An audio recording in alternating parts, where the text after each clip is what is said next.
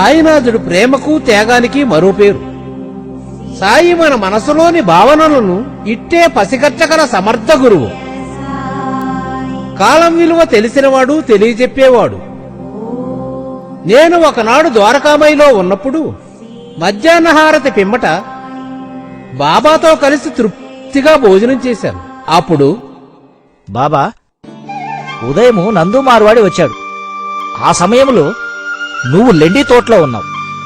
విషయం అడిగితే నీతోనే మాట్లాడాలన్నాడు. తిరిగి సాయంత్రం వస్తా అన్నాడు బాబా. సేటు ఎందుకు వచ్చేది? నాకు తెలుసులే. అడిగేందుకేగా వచ్చేది.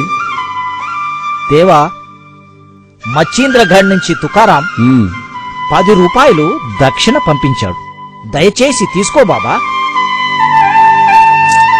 తుకారాముడి దక్షిణ ముట్టింది.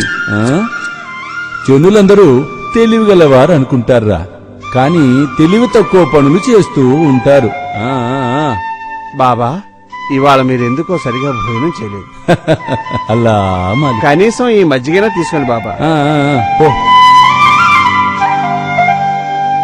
అది ఎంత అజ్ఞానమురా! అబ్బా, మజ్జిగ ఎంత తెల్లగా చిక్కగా ఇంపుగా ఉందో. ఆహా, చూడటానికే ఇలా ఉంటే తాగితే ఎంత రుచిగా ఉంటుందో. వీడి మనసు పరిగెడుతోంది. అన్నా, నిజమే. మజ్జిగ తెల్లగా చిక్కగా చూడటానికి ఇంపుగా ఉందిరా. తాగితే చాలా రుచిగా ఉంటుందిరా అన్నా. దా, ఈ ముంత తీసుకొని మజ్జిగ తాగు. వద్దు బాబా, నా కడుపు నిండుగా ఉంది. మనసులో తాగాలని ఉన్నప్పుడు మొహమాటమెందుకోయ్? నీ మనసులోని భావనలన్నీ తెలిసినటువంటి వాణ్ణి. అయ్యో వద్దు బాబా, మీరు భోజనం కూడా సరిగా చేయలేదు. దయచేసి ఈ మజ్జిగ మీరు తాగండి. పిచ్చివాడా, ఈ అవకాశము నీకు మరల రాదురా అన్నా. నువ్వు తాగితే నేను తాగినట్టు కాదా? దా, తీసుకో, తాగవోయ్, తాగు. అలా మాలిక్, ఓం సాయి, అలా మాలిక్, అలా మాలిక్, అలా మాలిక్, అలా మాలిక్. ఆ రోజు బాబా పలికిన పలుకులు సత్యం. నా మనసును తెలుసుకుని తన కోసం తెచ్చిన మజ్జిగను నాతో తాగిచ్చాడు.